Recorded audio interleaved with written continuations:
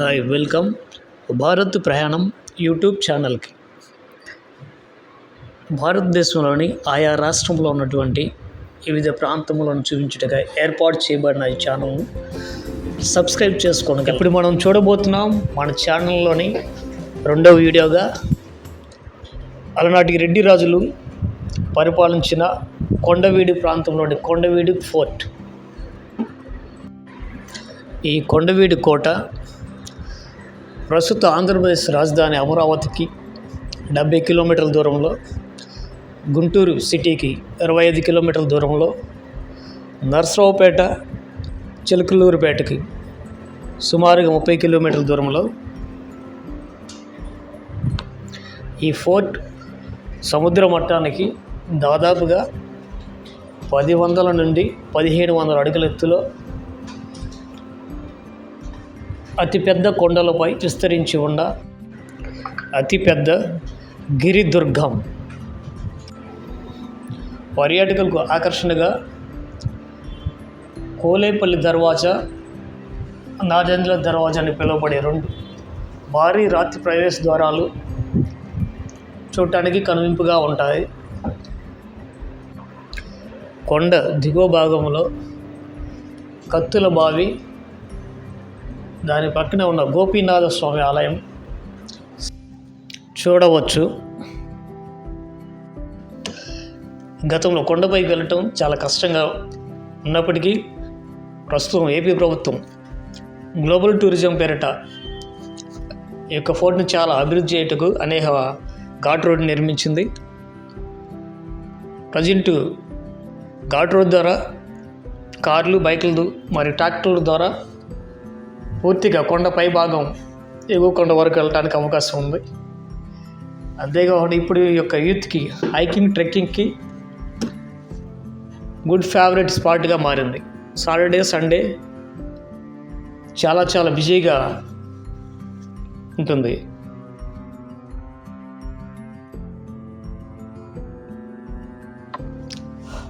ప్రభుత్వం వారి ఆధ్వర్యంలో ప్రతి ఏటా కొండవీడు ఉత్సవాలు ఘనంగా నిర్వహించబడుతున్నాయి.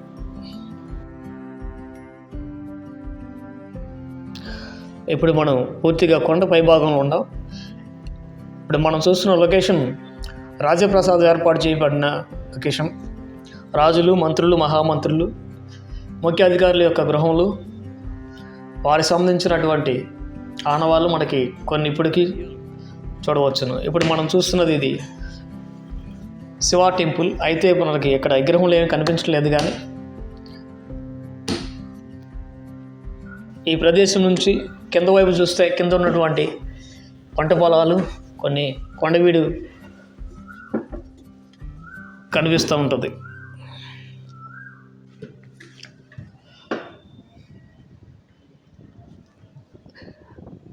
ఈ రెడ్డి రాజుల రాజ్య స్థాపన చూసినట్లయితే కేవలం 100 సంవత్సరముల సమయంలోనే భారీ సామ్రాజ్యాన్ని స్థాపించడం జరిగింది. 6 రెడ్డి రాజులు మాత్రమే పరిపాలించారు ఈ యొక్క కొండవీటిని. మొదట ప్రోలయామారెడ్డి అద్దెంకిని రాజధాని చేసుకొని 13వ శతాబ్దంలో ఈ యొక్క రెడ్డి సామ్రాజ్యం స్థాపించినప్పటికీ ఆయన కుమారుడు అనువతరెడ్డి అద్దంకి నుంచి కొండవీటికి రాజధాని మార్చాడు. శత్రువుల యొక్క రక్షణ కొరకు దుర్భేద్యమైన కొండవీటి కోటలో ఏర్పాటు చేయడం జరిగింది. ఈయన మోటుపల్లి రేవు ద్వారా కూడా విదేశ వ్యాపారం విశేషంగా చేసి పేరు ప్రఖ్యాతులు గడించిన వ్యక్తి. ఈయన తర్వాత ఆయన కుమారుడు బాల్యంలో ఉండటం ద్వారా ఆయన తమ్ముడు అనవేమారెడ్డి రాజ్య బాధ్యతలు తీసుకొని సామ్రాజ్యాన్ని ఘనంగా విస్తరించి చేయడం జరిగింది. ఈ అనవేమారెడ్డి పరిపాలనలో ఈ యొక్క సామ్రాజ్యం ఒరిస్సాలోని కటక్ నుంచి తమిళనాడు కన్యాకుమారి వరకు చేశాడు. తర్వాత వసంతరాయలు అనే బిరుదు కూడా పొందాడు. ప్రతి సంవత్సరం వసంతోత్సవాలు జరిగించడం ద్వారా ఈయన కళలు, నాట్యాన్ని అధికంగా ప్రాధాన్యత ఇచ్చాడు.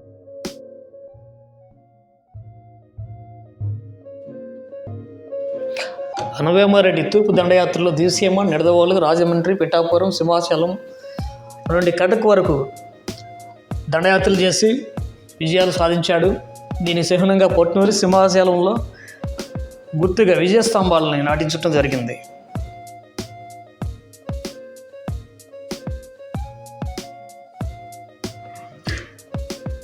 అనవేమారెడ్డి హయాంలో పంచారామాలైన అమరావతి, ద్రాక్షారామం, క్షీరారామం, కుమారరామం, భీమారామం లాంటి పంచారామాలను పెద్ద ఎత్తున దానదానాలు చేసి గజగంటలు బహుకరించడం జరిగింది. అంతేకాకుండా శ్రీశైల మల్లికార్జున స్వామికి ఆలయానికి ప్రాకారాలు, మండపాలు నిర్మించాడు.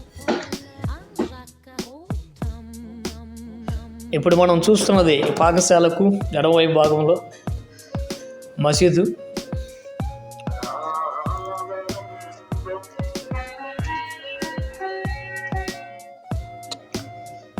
యోగి వేమన స్టాట్యూని మనం చూస్తున్నాం. యోగి వేమన కూడా వీరి హయాంలో ఉండేవారని చరిత్రలో ఒక భాగం.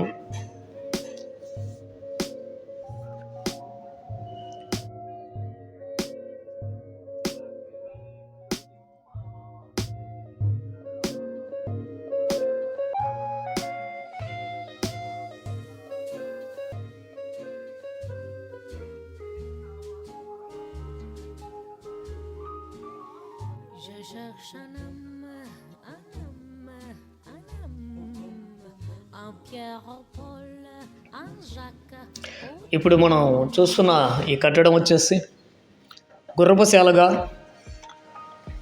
ఉన్నది. ఈ గుర్రపుశాలలో ఈ యొక్క రాతి స్తంభములు ఇప్పటికీ చెక్కు చెదరకుండా పైనటువంటి రాతి పలకలు కూడా చూడవచ్చును. అద్భుతమైన ఈ కట్టడం సుమారుగా 500 సంవత్సరం క్రితంది.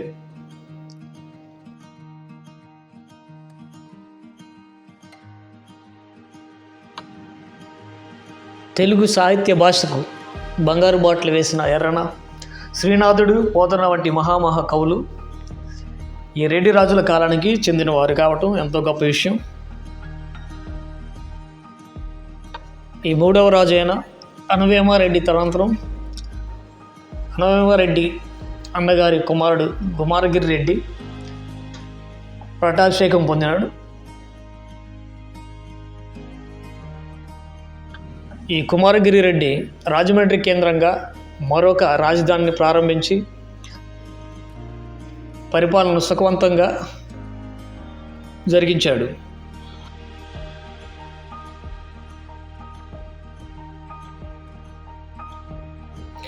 కుమారగిరి అనంతరం పెదకోమటి వేమారెడ్డి రాజుగా పట్టాభిషిక్తులు చెందాడు. ఆయన గొప్ప పండితుడు అవటం వల్ల సాహిత్య చింతామణి, సంగీత చింతామణి అనే గొప్ప గ్రంథాలను రచించాడు. అదేవిధంగా కవి సార్వభౌమ శ్రీనాథుడు మహాకవి ఈయన ఆస్థానంలో విద్యాధికారిగా ఉన్నాడు.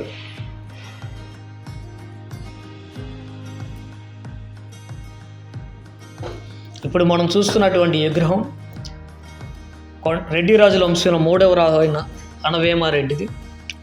గొప్ప చక్రవర్తిగా ఈ సామ్రాజ్యాన్ని కటక్ నుంచి కన్యాకుమారికి విస్తరించిన గొప్ప రాజు.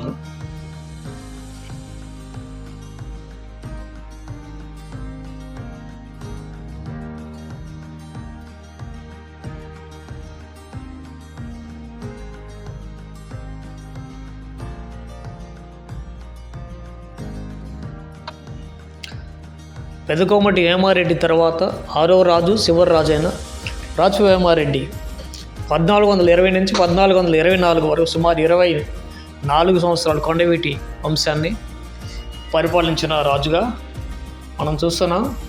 అయితే ఈయన పరిపాలన ప్రజలకు ఇబ్బందిగా మారటంతో ప్రజలు తిరుగుబాటు, అంతర్గత కలహాలు వంటి అనేక విషయాల వల్ల కొండవీటి రాజ్యం బలహీనపడింది.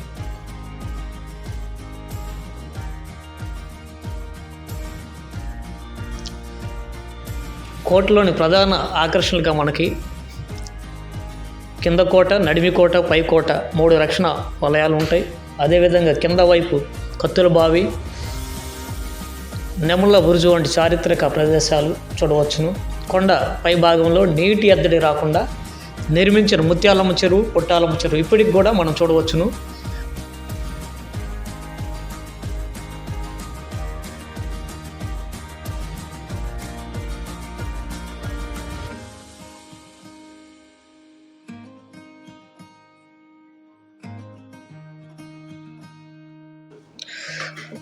ఇప్పుడు మనం చూస్తున్నది కత్తుల బావి కాదు, ఇది ఎగువ భాగంలో ఉన్నటువంటి బావి. కొండ మీద కత్తుల బావి దిగువ భాగంలో ఉంటుంది.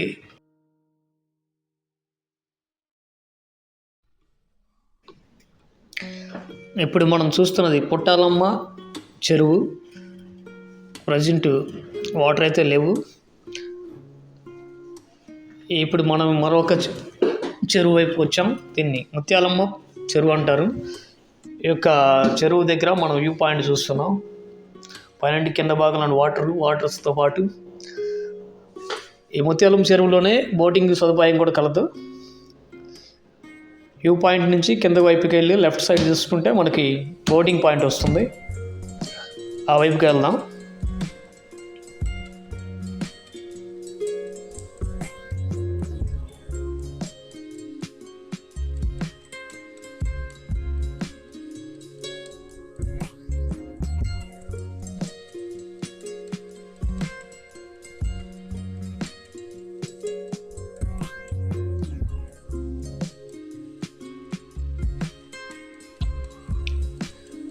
మనకి ఇక్కడే ఈ బోటింగ్ పాయింట్.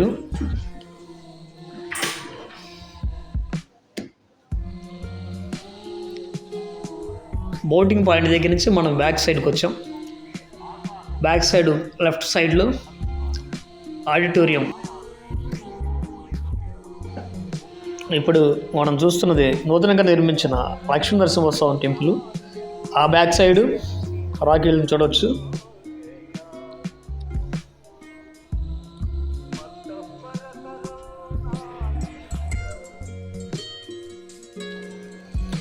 మనం ఇంతకుముందు చూస్తున్న మసీదు పక్క భాగంలో ఈ యొక్క పాకశాల కలదు. ఈ పాకశాలను కొంత రీకన్స్ట్రక్షన్ చేశారు. పైన స్లాబ్, కింద వాల్స్ మాత్రం అన్నీ పాతవే ఉన్నాయి.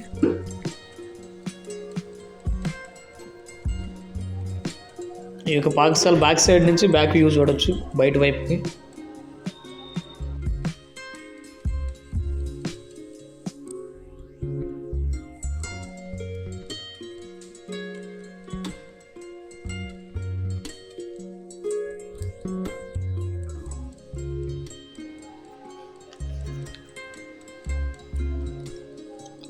ఇప్పుడు మనం చూస్తుంది వైకుంఠంలోని ఎంట్రన్స్ గేట్ చూస్తున్నాం. ఇది రీసెంట్గా అనగా ఒక 7-8 years బ్యాక్ కన్స్ట్రక్షన్ చేయబడినటువంటి లొకేషన్. అక్కడ నుంచి మనం కంప్లీట్ వ్యూ చూడవచ్చు.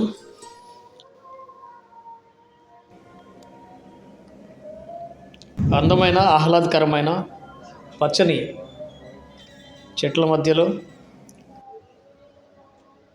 చక్కని ఘాట్ రోడ్తో 2 wheels మీద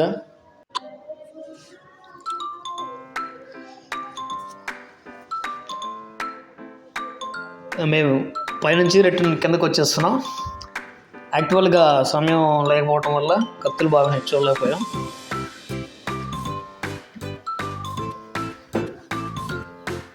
excellent view.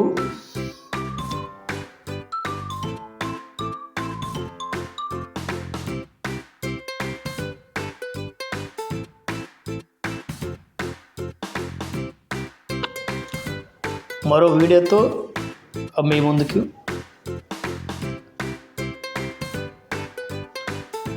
Thank you. Bye.